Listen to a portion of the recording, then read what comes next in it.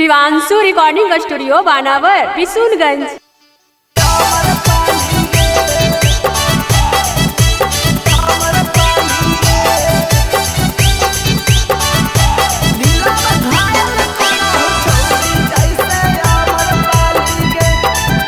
Mix by Mani Arya. अगे ओठ के लाली छोड़ी तोरा कान के बाली गे, ओठ के लाली छोड़ी तोरा कान के बाली गे। दिलावा घायल करा हो छौड़ी जैसे अमर पाली गे, दिलावा घायल करा हो छौड़ी जैसे अमर पाली गे। हंसही छौड़ी रूपवा तोरा लगौ बवाली गे, हंसही छौड़ी रूपवा तोरा लगौ बवाली गे।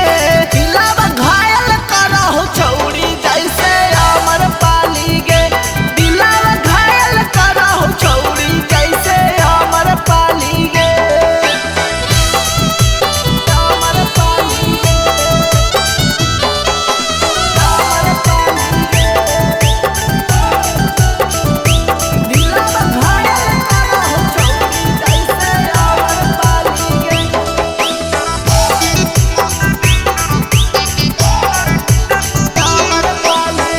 कोमल बदनिया छौड़ी कौ ब्लेंडर गे, केरा के देनी छौड़ी जवानी वाला टेंडर गे।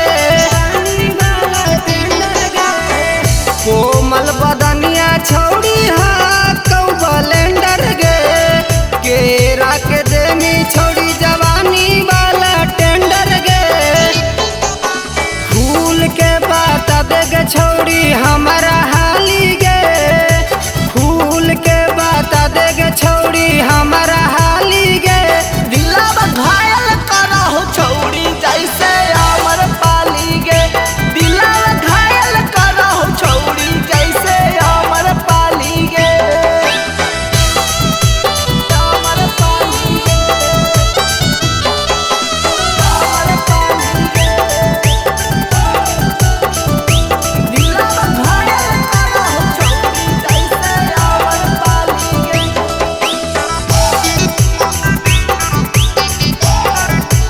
अमर पाली गे। चल न छौड़ी करही प्यार वाला खेल गे, नीरज निगम सिंटू चाहे जैतौ जेल गे,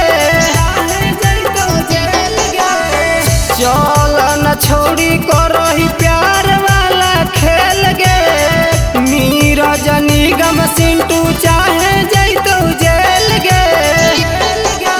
जाए न देव मौका छौड़ी हमहू खाली गे, जाए न देव मौका छौड़ी हमहू खाली गे। दिलावा घायल करा हो छौड़ी जैसे अमर पाली गे, दिलावा घायल करा हो छौड़ी जैसे अमर पाली गे। Shivanshu recording studio Banawar Bishunganj.